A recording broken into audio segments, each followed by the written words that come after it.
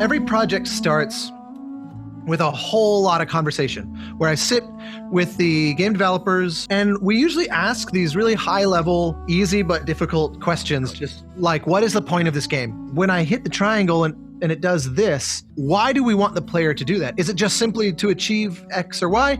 Or is it because it's attacking something deeper and it's aspiring to, themes about life and the human experience and all that kind of stuff? And most of the time, developers, they will have a long speech prepared for all the things they want this game to communicate. They will have very grand ambitions often of what they really want the player to absorb from this, what lessons about life or what themes or what kind of literary notions. And then the discussion becomes, okay, how can music help further that?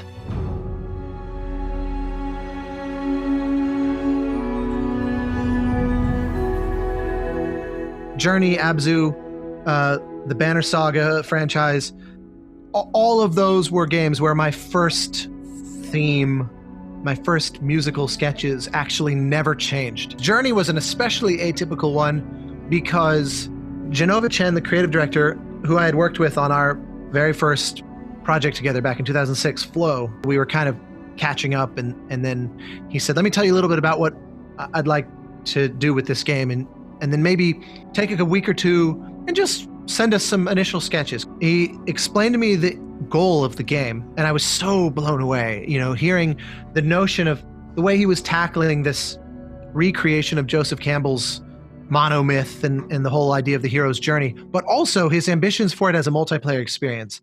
I was so blown away. And I remember I walked to my car, and by the time I got in the car, it was crystal clear. And I left myself a voicemail saying, okay, start with solo cello going ba ba da ba da ba da, and then bring in a bass flute with harp and then strings and then I was driving from their office to my studio, which is maybe a 40-minute drive. And in that time, I called my cellist and flute player friends, Tina and Amy, and said, can you meet me here in an hour or whatever, an hour and a half? They came over that day. I had written the music out by hand, just put it in front of them, recorded it, added in a little bit of strings with the computer, and sent it to that game company and to Sony that day. And we literally never re-recorded it or changed one note upon launch of the game, with the exception of going back and re-recording those fake strings with real strings. It was just one of those rare moments of feeling like this concept for the game you're describing is so potent and fertile that I just can't help myself. It just came out in spite of me. That's one of those moments where I describe it that music at its best feels like the composer didn't write it. It's more like they somehow heard it and grabbed it out of the ether, wrote it down, and then have this unjustly lucky situation of being able to say, I wrote that. It does in a way feel like that because I can't explain where it came from. It's not like I remember logically reasoning my way through it, going start with a B and then go to A and then back to B and then to the C sharp. It's not like that. It just appears in a flash and you don't know where it came from.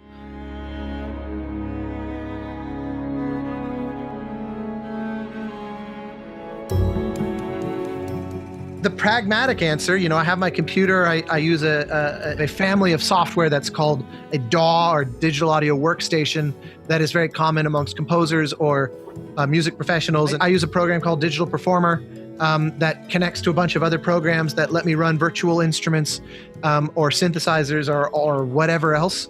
I do very often also start writing, by hand, pencil and paper. Or sometimes, you just pick up an instrument, you turn on a microphone and you just play, or you just experiment.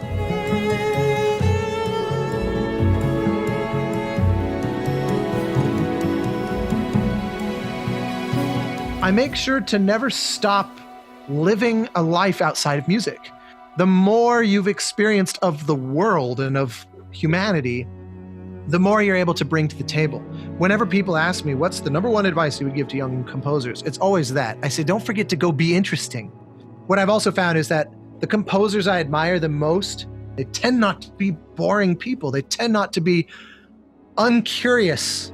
And so I just realized at some point that I shared that predisposition, and I should make sure to never stop acting on it, basically.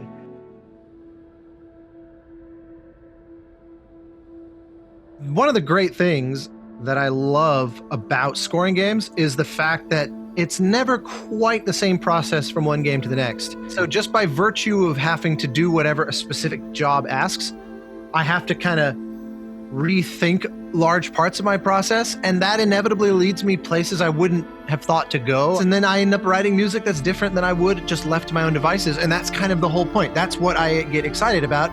That's why I love doing this.